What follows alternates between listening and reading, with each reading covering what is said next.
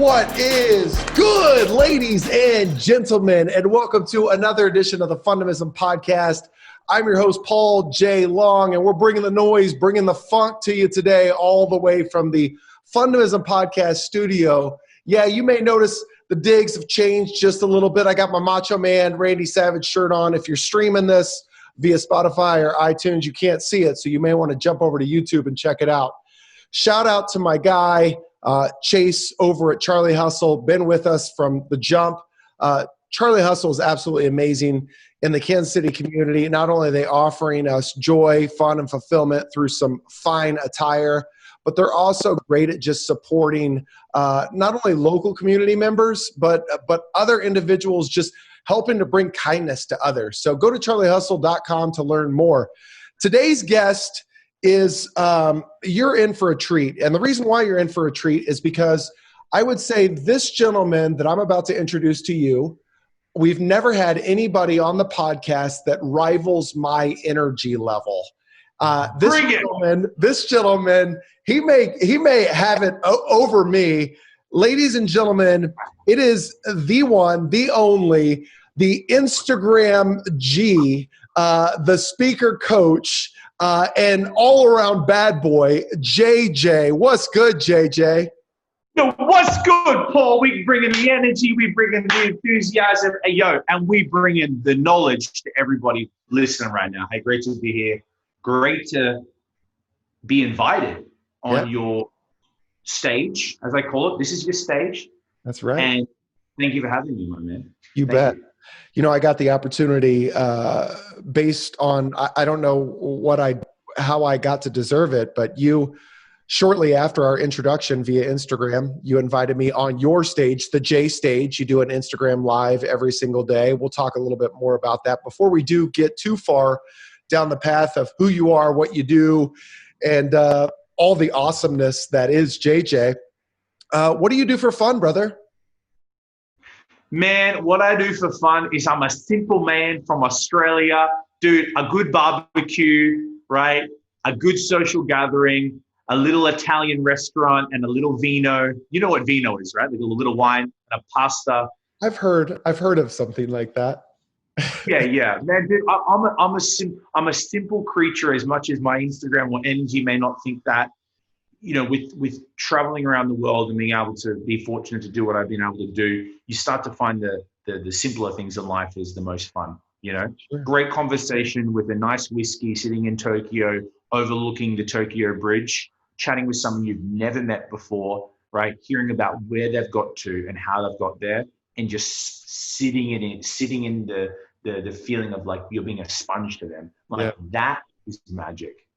Well, that is the perfect segue into how we met and one of the things that differentiates you from most. I don't know how we got connected. I don't know. I think you connected with me via Instagram, or maybe I saw one of you. I don't know what happened, but ultimately you send me a message right away. And it was different. Like a lot of people send messages. They slide into the DMs, if you will. And as the bad boy of speaking, and if you guys don't see this guy, go over to his Instagram page. I mean, this guy, he just, listen, he's something to look at, right? I showed him to my wife the other day. I was like, easy, babe, easy. But nevertheless, this guy did something a little bit different. Instead of sliding into the DMs with just some text messages, he actually did voice memos. And no matter how many times I responded with a text message, you always responded with a voice memo. I thought that is magnificent. It's different. I've never experienced that. Where did that idea come from? Man, you know, in my life of being a people's person, you got to stand out. You know, it doesn't matter whether you're a speaker, you're a magician, you're a singer, have a business, you're just a human being. You want to get people to listen to you. You want to get to be heard.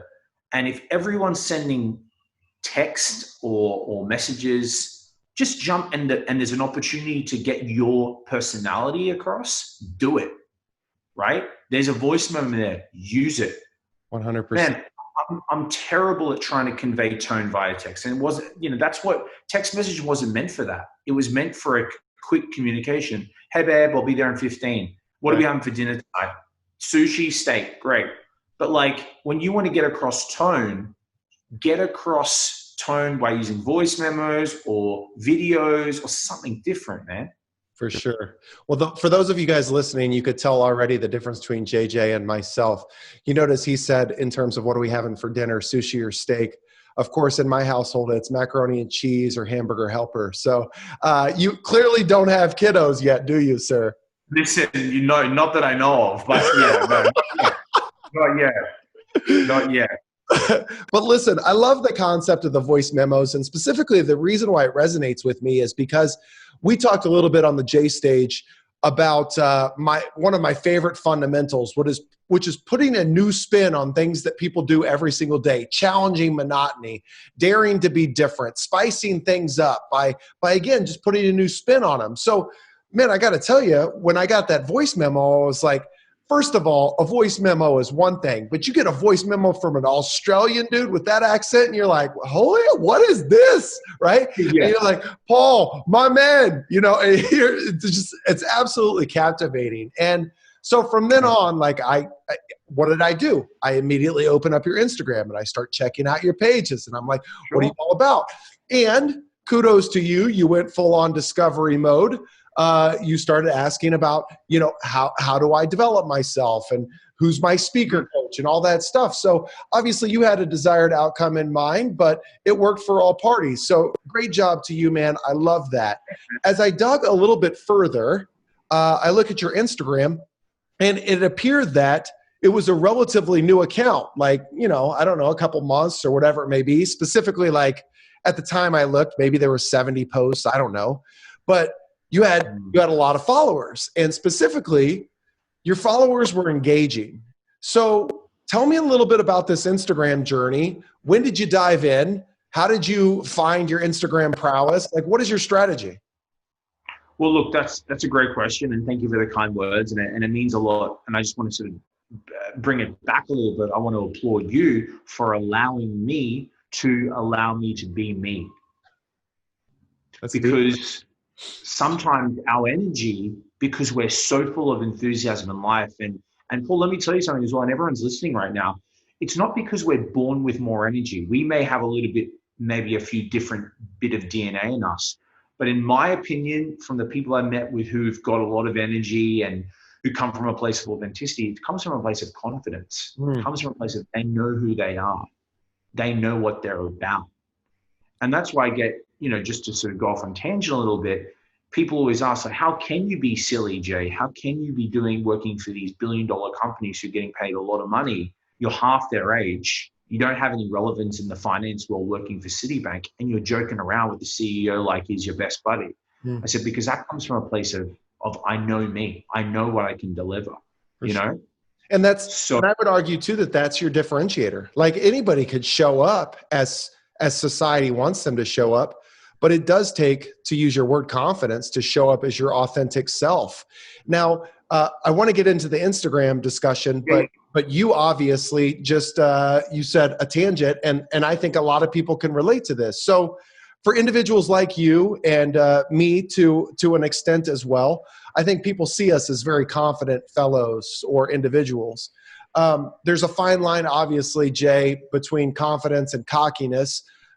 What does that struggle or journey look like to you?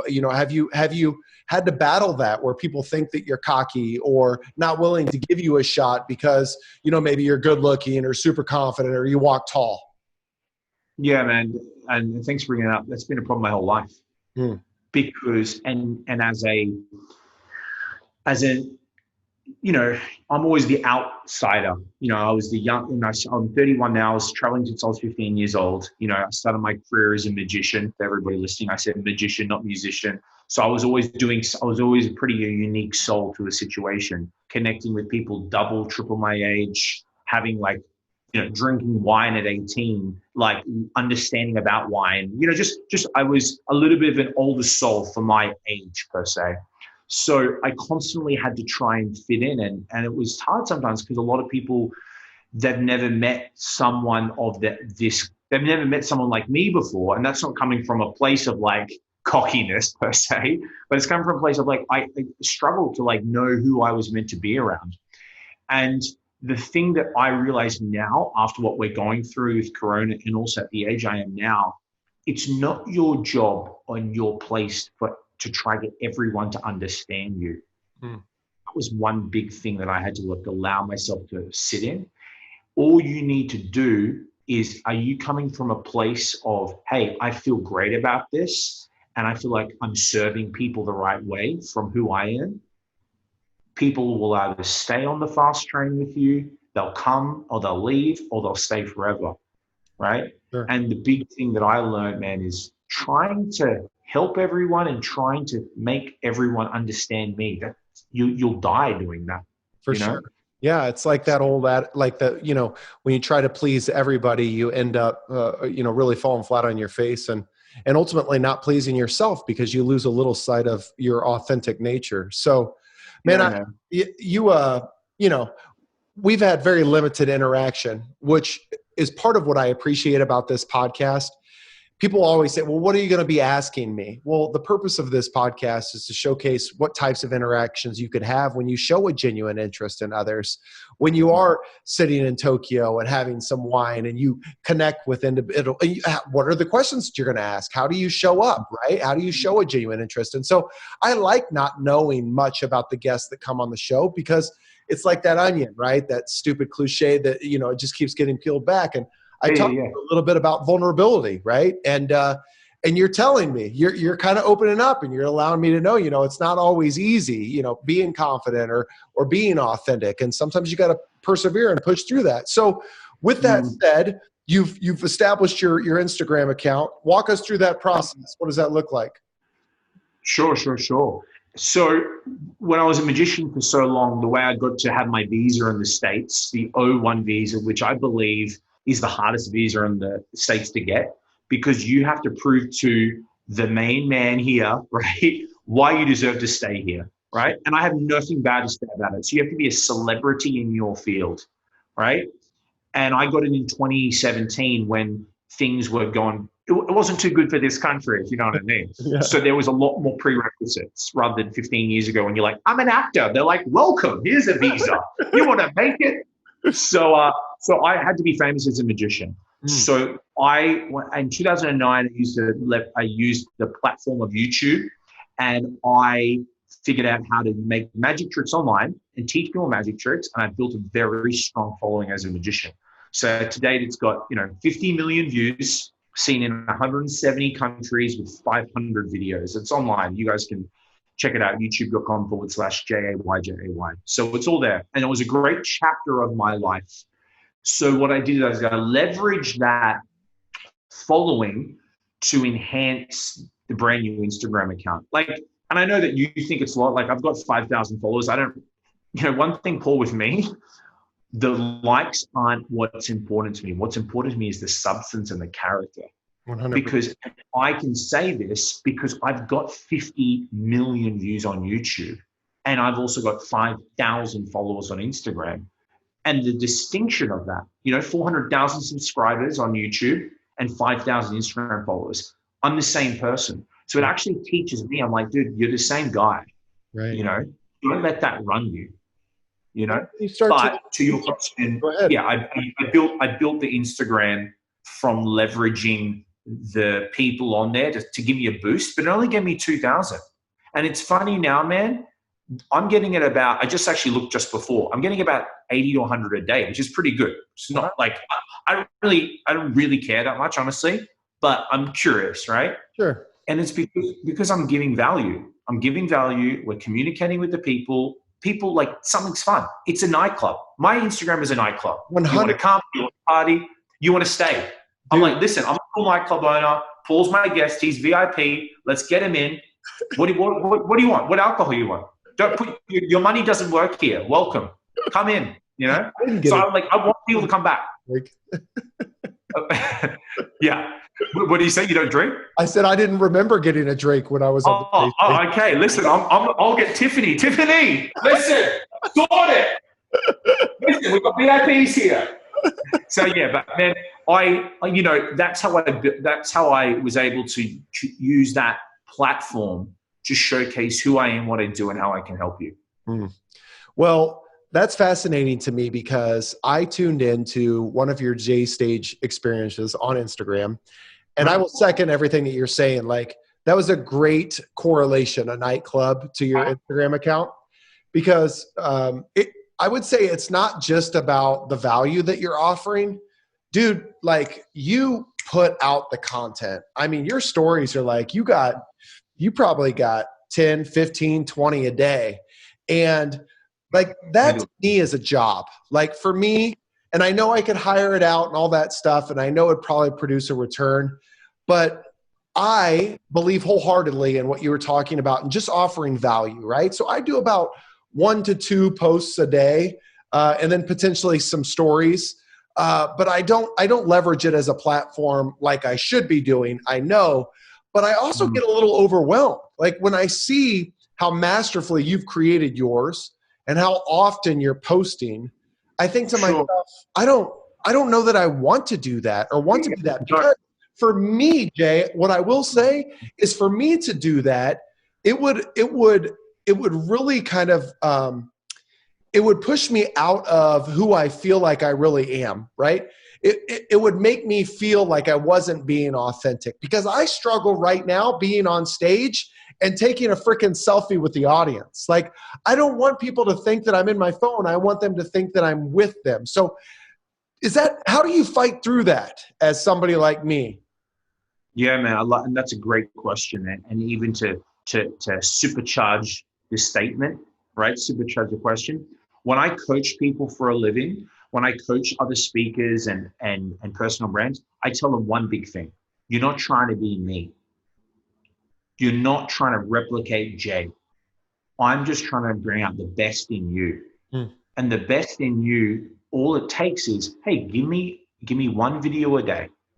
Doesn't have to be high energy. It doesn't have to be, I've got all the gadgets and the systems to like stick things on the wall and all that stuff. No.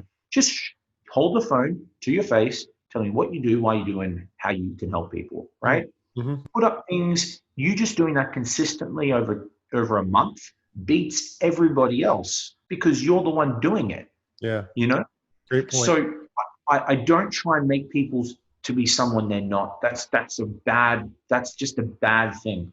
I do believe that you've got to break down some people's limiting beliefs, like what you just shared with me of like, I don't want to take the photo on stage. I'm like, great, I know how you feel with that, but I'm going to show you how to do that, and your audience will welcome you to do it, and they want to be a part of that experience, because you and I both know when you got a speaker and you're like, he's not connecting with the audience. It's just his show, and like, take it or leave it. No. 100%.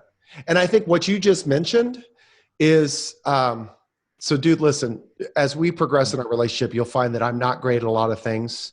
Scheduling, you and I went back and forth 7 times in Calendly. No, that's my fault. No, that's my fault. I was a part of it. Listen, my point is, I'm terrible with logistics. I'm not great with math. I hate the details. I'm decent with people, and I think really well on my feet. And so what I think is one of my core differentiators as a speaker is, it's an experience where you feel, whether you're 1 of 10 or 1 of 1,500, you feel like I know you by name, and then I know what you're going through. And even if you sit in the back of the room, there is a strong probability that I'm going to jump off stage and I'm going to walk over there and I'm going to introduce myself to you. And then I'm going to leverage a story that you told me that you forgot about in the elevator the night before, when you didn't even know who the hell I was, on stage, to say that you made a difference in my life. Now, why do I say all that to you? Because in your response to my question, you said you have to show up and be meaningful and be engaging. It's not your show. It's the show to add value to everybody else. There's that mental block in my head that says, if I show up as that individual, that I'm always present, bro. Like, people think that I'm not present. I listen and I hear and I know. I heard what you just said, and I'm going to use it in the keynote, and I'm not going to put you on blast. It's going to be in a manner that makes you feel like the most special person on the planet, right? But then I feel like, if I do all of that and then get my phone out and because I see a lot of folks do the, hey, everybody, you know, we're going to take a selfie together so I can post it on I just feel like that interrupts my flow. You know what I mean? So all that to say that when I find somebody like you that does it well and does it authentically, I admire it. So keep up the great work. Let's supercharge each other, baby. That's why we're here. This is what we're doing it for. You know, it's not about me. It's not about you. It's for all the people listening right now and go, yo, give me some gold, you know? For sure. You know? Listen, we could all dream. The cherry on top is they just get to hang out with two handsome boys, you know? But that's the cherry. That's the bonus.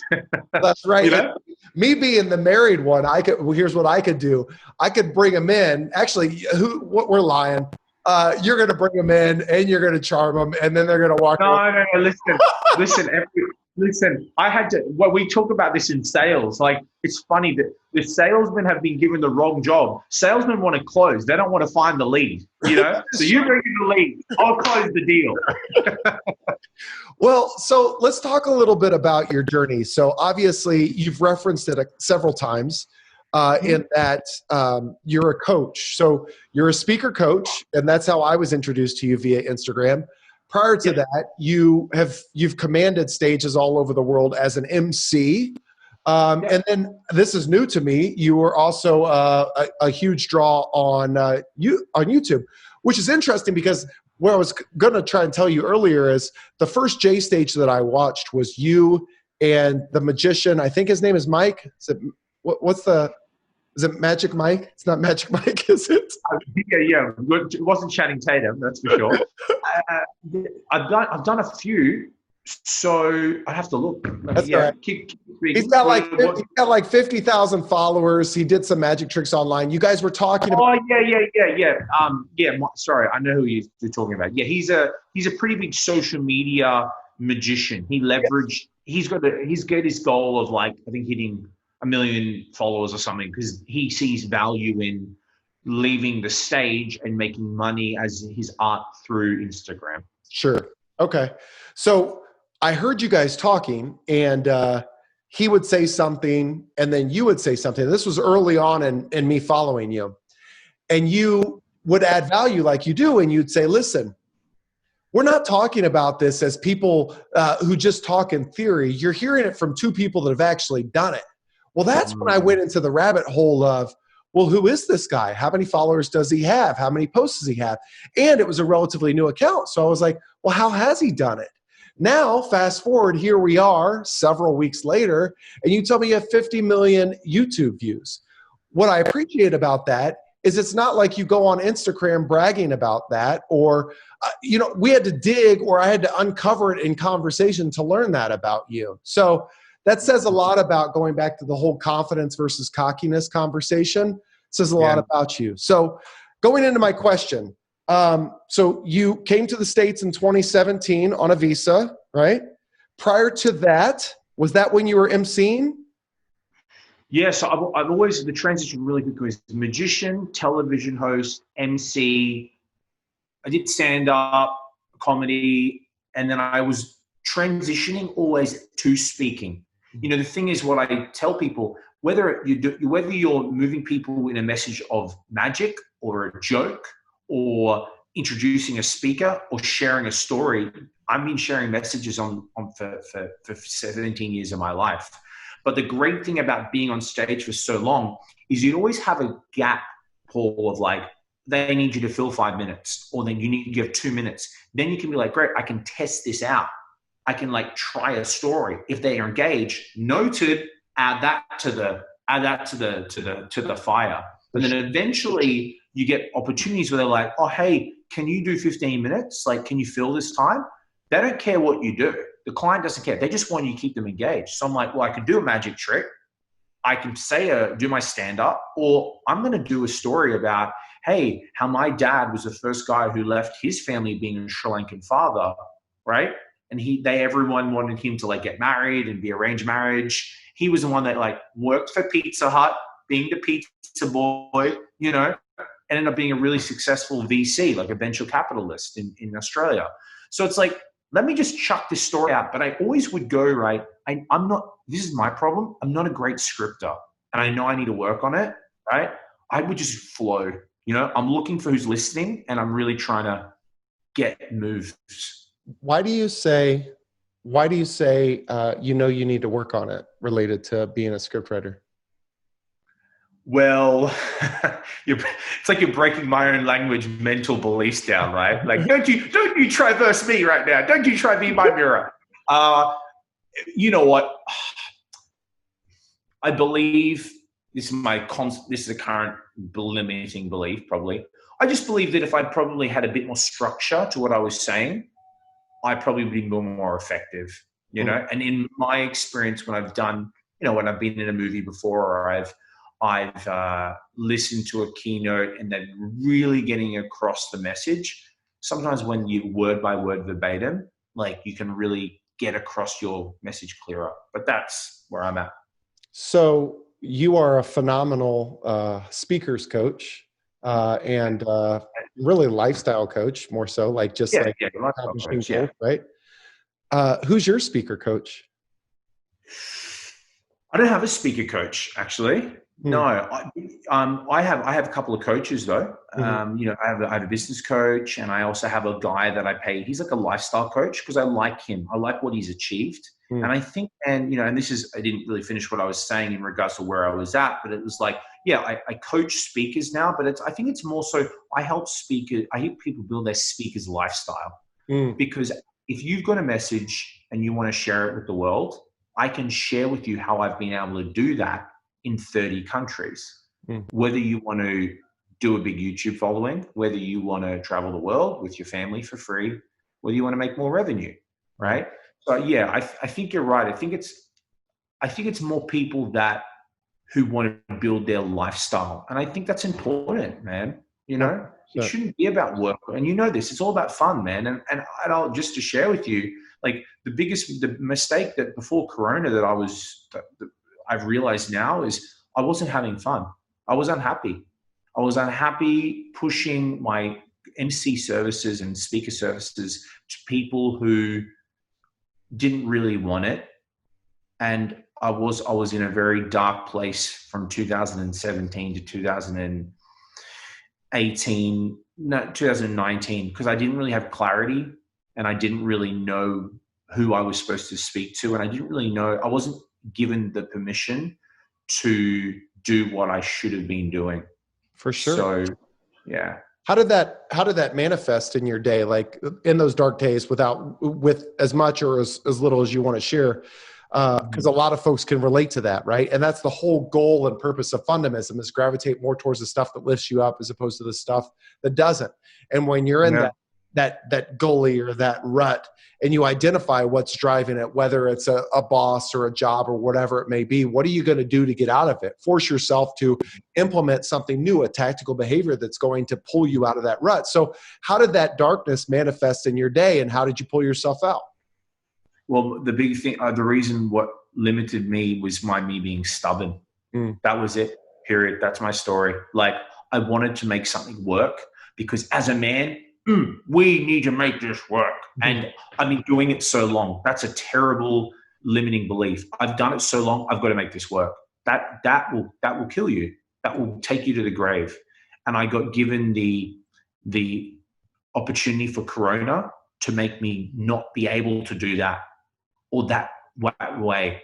And I had to really stop and go, hang on a second. I'm not happy. I'm not enjoying this journey. And like, for me, I'm such a person of feel. I'm such a person of like, am I enjoying myself? Like, I get that I put in the hours and you got to put through something. I don't want to make this phone call, but generally, like, I'm having a great experience right now. Right now, I want to continue this flow. I call it flow state. I wasn't in flow. So man, how did I get out of that? I had to really keep asking myself, like, what do I want to do that makes me come alive? Not what makes me happy. Dude, eating pizza all day probably makes me happy. When was the last time you had a piece of pizza, dude? Yeah, dude, trust me, I'm eating all the time. I'm not doing any sexy photo shoots for a little while now. But like, dude, if I could eat deep dish pizza all day, I'm in. But you know, the thing is, I had to ask myself is like, what did I enjoy about what I was doing? I enjoyed being on stage. Well, I enjoyed sharing my message. why am I doing it in this way? Like the 19 hour, the 30 minutes of enjoyment was not worth the 18 hours of pain. That pain for pleasure, no way. And I said this to people now who I'm helping and who are trying to understand their voice. Like, I'm in flow state now, man. You know, I'm waking up every day and I'm like, I'm excited. And I wasn't excited before. I was like, I have to do this. But that's why I'm really big on like, hey, whoever's telling you to do something or some certain way, like that is also media telling you that. Media was telling me that, Jay, you got to be this, you got to work long hours, you got to be miserable for 15, 20 years, probably to escape that mindset block, you know, to get back into the, now you can relax. And yeah, it was ego, man. It was ego. It was me being stubborn. It was me not listening, you know, and not taking that jump and just letting it go. There were so many times people would tell me too, you should stop doing this. You're not happy. Like, I'm like, dude, I got to do it. Shut up. Like, get out of my way kind of thing, you know? And yeah. And it's only been probably like 6 weeks now. And now I'm in probably last 3 weeks. First 3 weeks, I was like, I didn't have clarity, but I was getting there. Dude, the last 2 weeks have been probably some of the happiest times for the last 5-10 years, man. Because every day I'm like waking up. How am I doing cool stuff today? You know, who am I speaking to today? Great. You know? Oh, you just caught yourself from slipping up, which this anything goes on this. You could have said shit, dude. It's all good. Yeah. But you know what? I've seen that transition in you. In the short term or time that I've known you, the content that you're putting out on Instagram and the stuff that you're doing and the interactions that I've seen a transition. Like that last 2 weeks that you're referencing, like I felt that in your journey. So kudos to you. So who the hell am I, Jay? Like you're a speaker coach, right? And you offer value to the world. I'm just a guy trying to have fun and trying to inspire others to do the same. I'm very much built on substance. Not me personally, but the observation of it, right? And so when you reached out and you were asking about speaking coaches and services and all that stuff, and so I went into the research bin, like I'm trying to, who is this guy? What does he do? So I go to your website and I go to your Instagram, and I didn't go to your YouTube account because I didn't know that existed. And so I see just magnificent, dude, you have magnificent footage from an MC. Like you have a really great speaker's reel, right? And I see their MC, speaker, all that stuff, speaker coach. And I see you throwing all of your energy into, or at least what we outwardly see, into speaking coaching.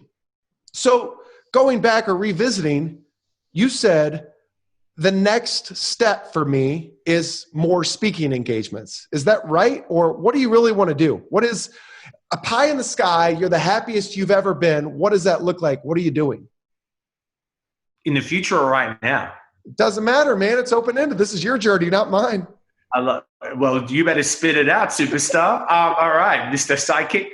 Listen, man, you know, I'm allowing to feel, you know. I don't believe, do I want to be a speaking coach for the rest of my life? No, but I know that I've moved people to greatness, you know. Mm-hmm. I see myself having my own stages and controlling all the variables and like getting people to go, hey, what do you want to do? Where do you want to go? How can I and my team help you get there? Yeah. I think that's it, you know. And yeah, is that probably a motivational speaker? Yeah. You know, I always have this, what's the business card?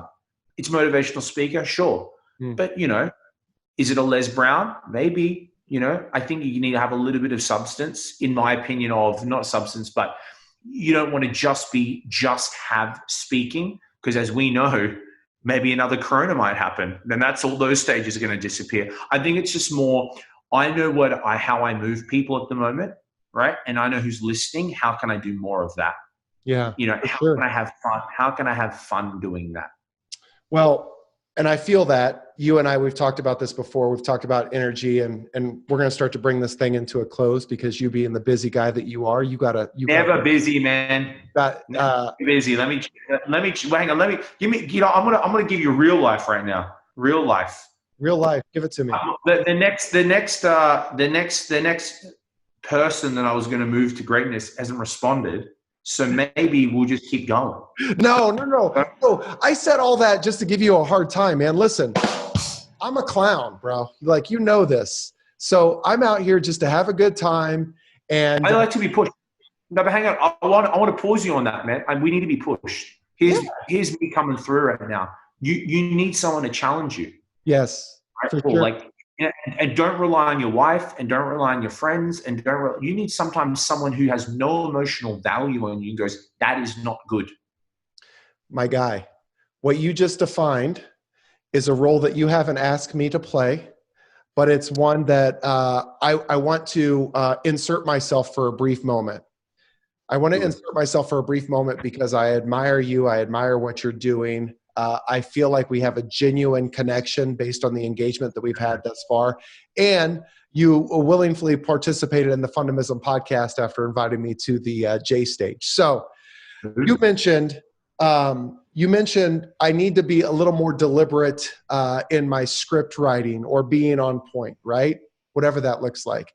And your rationale behind that is you felt as though when you've seen speakers that have delivered a meaningful keynote, or you yourself indulged in one and got something out of it, there were multiple connection points and it was really polished and you saw the connection points. I would argue that there's enough people out there doing that, Jay. You believe that that's what you have to be because that's what society and the media and other speakers have taught you. That's your perception. That's your perceived state of what keynote speaking is. Dude, I have not arrived. I have a long runway. I've been at this for 2.5 years, and it's been the first year was hell, as you know, like you just talked about it. I mean, $40,000 in credit card debt, people telling me to give up. I'm like, no, man, I got something. I don't know what it is, but I got it. So I'm going to throw my energy at it. Dude, what I've noticed about your content is it's directing everybody to the speakers coaching platform. I see this amazing speakers reel. I go to your website and I have no idea what your message is or what your content is. I just know that you coach speakers. I would argue that you have the ability right now, and you know this already, to go out and command a stage. You do it through emceeing. So my question to you is, what's your message? It's not about a script. It's what are you passionate about? What's your message? What are the things that an audience is going to receive from you? And I'm not just talking about an experience. I'm saying, what are the things that you're going to give them that they can implement today that can improve their quality of life and their business results?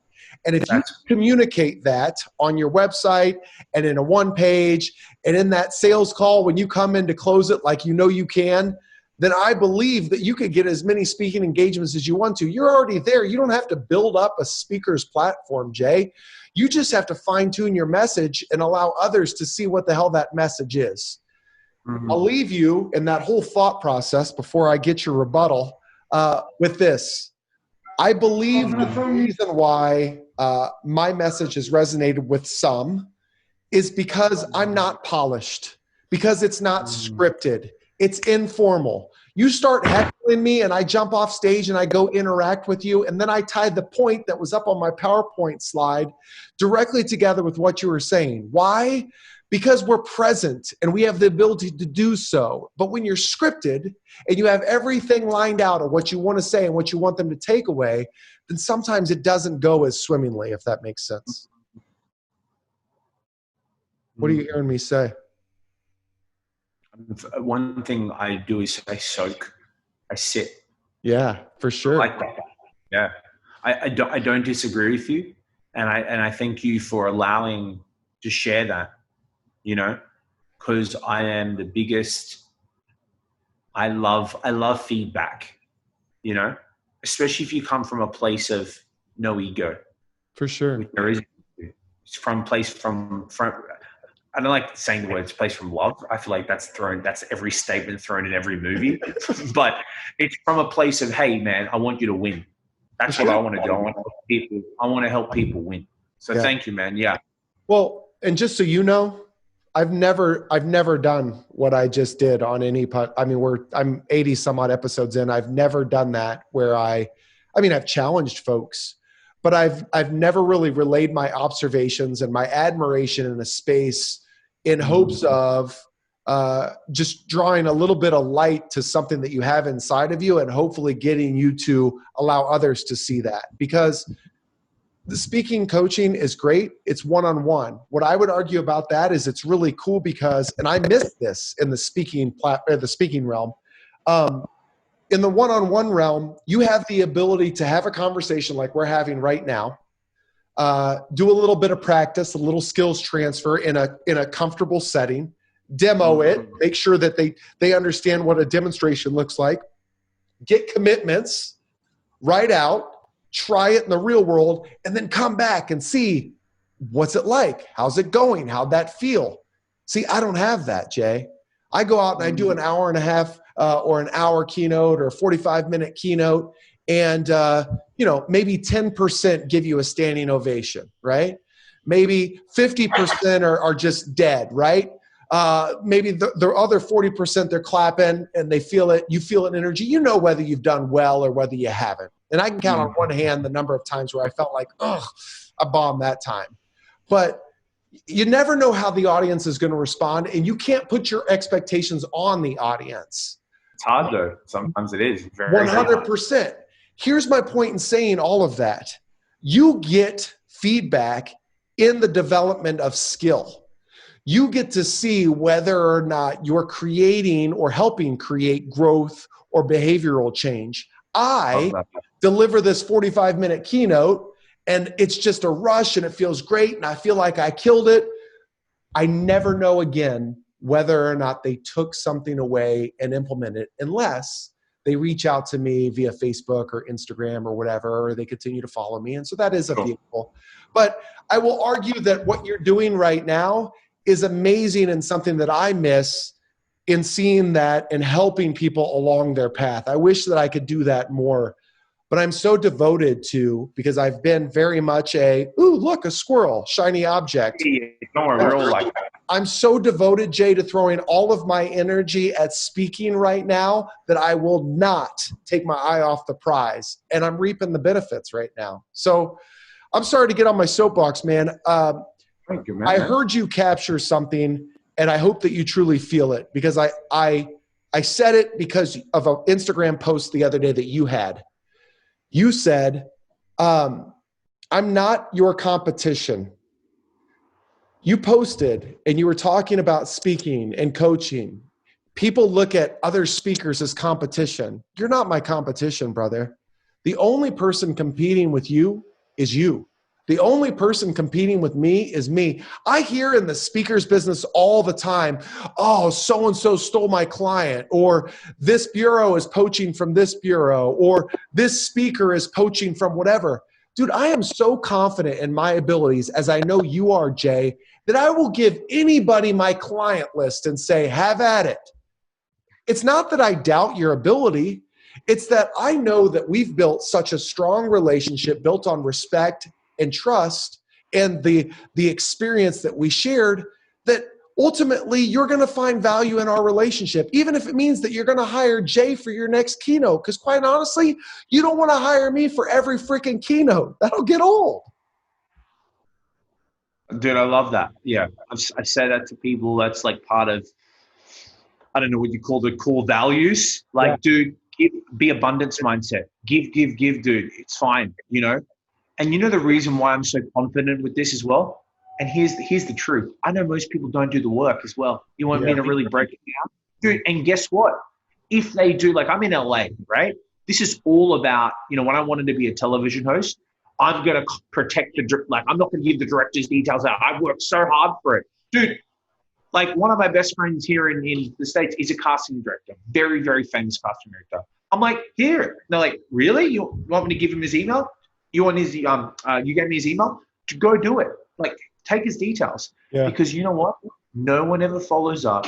No one ever does the work. And guess what? If they do, if the bar is set higher in life, guess what we all have to do? We all have to elevate ourselves to greatness. Yeah. So it's a win-win for all. And people don't keep forgetting. Stop looking at it like your own little city. There's 8 billion people in the world. If 8 billion people can't suffice you, go to another planet. Like, go with Elon to Mars. I think he's going soon.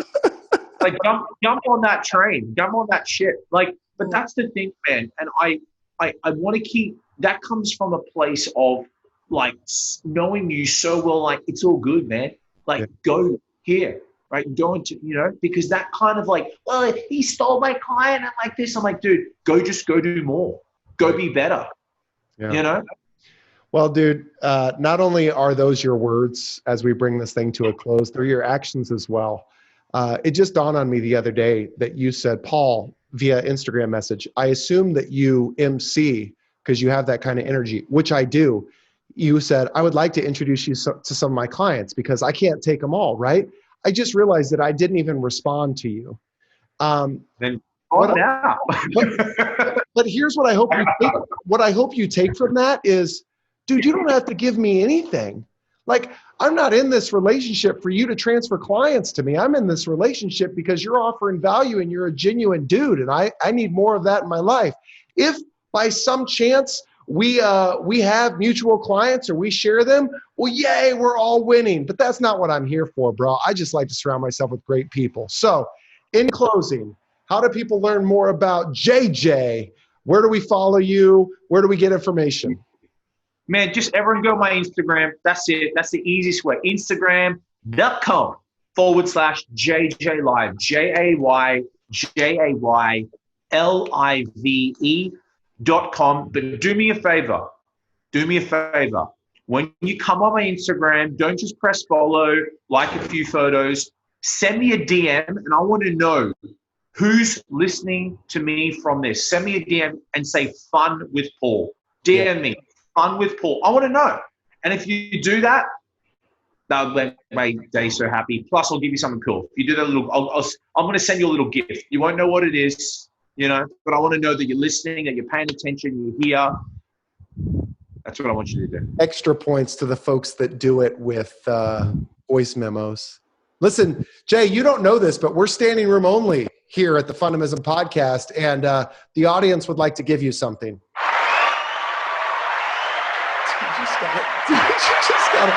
Our first standing ovation. My guy. Hey, listen, as always, to the Fundamism podcast listeners, we greatly appreciate your support. We couldn't do this and be this without you. We encourage you to go out and have some fun in your day and create some fun in the lives of others. Until we talk next time, deuces.